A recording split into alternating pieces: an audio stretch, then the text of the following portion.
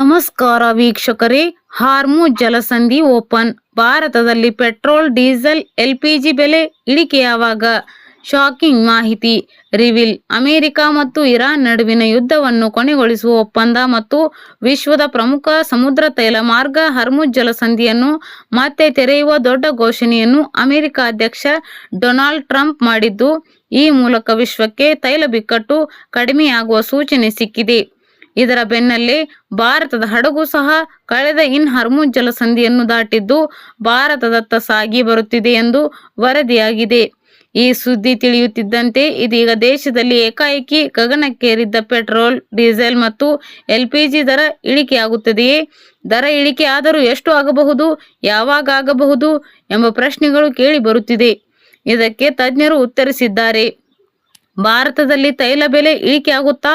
ಹೌದು. ಯುದ್ಧವೇನೋ ಕೊನೆಗೊಂಡಿದ್ದು ತೈಲ ಮಾರ್ಗವಾದ ಹಾರ್ಮುಜ್ ಜಲಸಂಧಿ ಸಹ ಮುಕ್ತಗೊಂಡಿದೆ.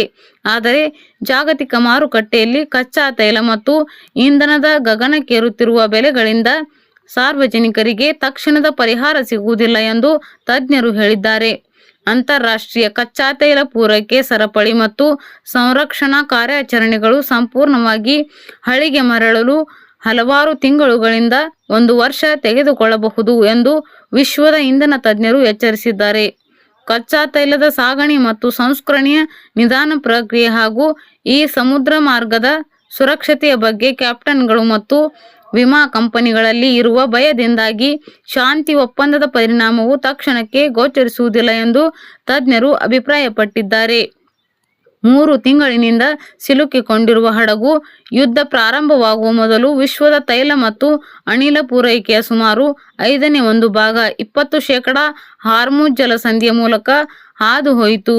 ಕಳೆದ 3 ತಿಂಗಳಿನಿಂದ ಕಚ್ಚಾ ತೈಲ ತುಂಬಿದ ಡಜನ್ಗಟ್ಟಲೆ ಬೃಹತ್ ಟ್ಯಾಂಕರ್ಗಳು ಭದ್ರತಾ ಕಾಳಜಿಯಿಂದಾಗಿ ಮುಂದುವರಿಯಲು ಸಾಧ್ಯವಾಗದೆ ಪರ್ಷಿಯನ್ ಕೊಲ್ಲಿಯಲ್ಲಿ ಸಿಲುಕಿಕೊಂಡಿವೆ. ಬಿಕ್ಕಟ್ಟಿನ ಬಗ್ಗೆ ವಿವರಿಸುತ್ತಾ ಎಸ್ ಮತ್ತು ಪಿ ಗ್ಲೋಬಲ್ ಎನರ್ಜಿಯ ಇಂಧನ ಮತ್ತು ಸಂಸ್ಕರಣಾ ಸಂಶೋಧನೆಯ ಜಾಗತಿಕ ಮುಖ್ಯಸ್ಥ ಡೇನಿಯಲ್ ಇವಾನ್ಸ್, ವಿಷಯಗಳು ಸಾಮಾನ್ಯ ಸ್ಥಿತಿಗೆ ಮರಳಲು ಸಮಯ ತೆಗೆದುಕೊಳ್ಳುತ್ತದೆ.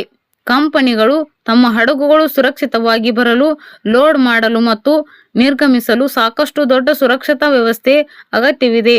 ಕಡಲ ಪ್ರದೇಶಗಳಲ್ಲಿ ವಿಮಾ ವ್ಯವಸ್ಥೆಗಳನ್ನು ಪುನಃ ಸ್ಥಾಪಿಸಲು ಮತ್ತು ತಾಂತ್ರಿಕ ಸಿಬ್ಬಂದಿಯನ್ನು ಕೆಲಸಕ್ಕೆ ಹಿಂದಿರುಗಿಸಲು ಸಹ ಸಮಯ ತೆಗೆದುಕೊಳ್ಳುತ್ತದೆ ಎಂದು ಹೇಳಿದ್ದಾರೆ. ಕಚ್ಚಾ ತೈಲ ಟ್ಯಾಂಕರ್ಗಳು ಬಹಳ ನಿಧಾನವಾಗಿ ಚಲಿಸುತ್ತವೆ ಎಂದು ಡೇನಿಯಲ್ ಇವಾನ್ಸ್ ಹೇಳಿದ್ದು, ಹಾರ್ಮುಜ್ ಜಲಸಂಧಿಯ ಮೂಲಕ ದೂರದ ದೇಶಗಳಲ್ಲಿನ ಸಂಸ್ಕರಣಾಗಾರಗಳನ್ನು ತಲುಪುವ ತೈಲ ಇಲ್ಲಿ ಸಂಸ್ಕರಿಸಿ ನಂತರ ಪೆಟ್ರೋಲ್ ಪಂಪ್ಗಳನ್ನು ತಲುಪುವ ಸಂಪೂರ್ಣ ಚಕ್ರವು ತಿಂಗಳುಗಳನ್ನು ತೆಗೆದುಕೊಳ್ಳುತ್ತದೆ ಎಂದಿದ್ದಾರೆ.